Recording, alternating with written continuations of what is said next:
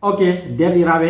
to on shiftoran ko neɓayi ɗo mi wi noon gataniyam hakkilo mi tammi lortanagon be vidéo ji ɗi mi matino en mi tammi waɗango en haala probléme ɗum ɗuɗɓe nder meɗen guidata musamman derke en haala chômage soyde kuuɗe ɓeɗon mbiya wuro wuli ɓe yiman yoɓata sana'a wala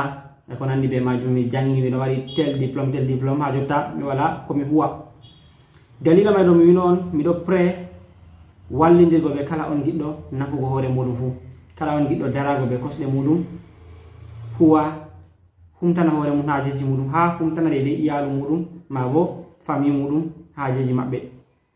Dalila may ɗo derraɓe bami wino on mi tammi on présentugo de plateforme ji ɗin gaɗoji nder marketing de réseau. Mi wallanno en exemple banta en gueta Alibaba ɗo waɗa nder marketing de réseau, Amazon ɗo waɗa nder marketing de réseau, Jumia ɗo waɗa nder marketing de réseau, Vestige ɗo waɗa nder marketing de réseau, Longrich ɗo waɗa nder marketing de réseau. Il y a plein de plateformes qui fait dans le marketing de réseau, mais mi décidi présentugo en Vestige yugo recherche am je mi waɗi dow maga, yugo fiabilité ku maga be hoyugo huwugo nder maga, be hoyugo produit maga, be lattago qualité produit ji maɓɓe ɗi ɓe mari. Dalila may ɗon mi décidi présentugo en Vestige en tammi développugo ga musamman derke en onon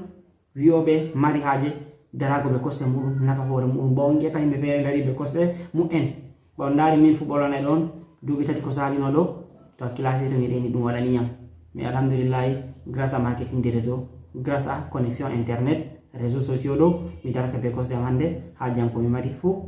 kala ha jam fu mi warana hoore am ha mi warana yimɓe feere fu alhamdulillah ɗum grâce à marketing de réseau.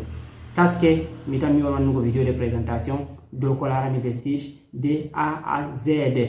ɓe tinna on fonctionnement ji maga e no on kuwirta nder maga ha on reisa no on créirta réseau onon ma de réseau wa jottuga haaje nga on tokkata on ɗon gagna nder maga ko ndeye mi tammi ka famake e bana ɓen ɓe ngala haaje développugo nga bo maraɓe haaje hutinirgo produit ji Vestige tan yugo produit ji maɓɓe ɗiɗo ɗon ɗum meilleure qualité de produit ɓeɗo mari kujeji de original e werti ɗum bo boɗɗum e buuti ɗum onon bo gatan en hakkilo gettama ɗum derɗi ko mon Adamou Haruna. Wassalamu aleykum.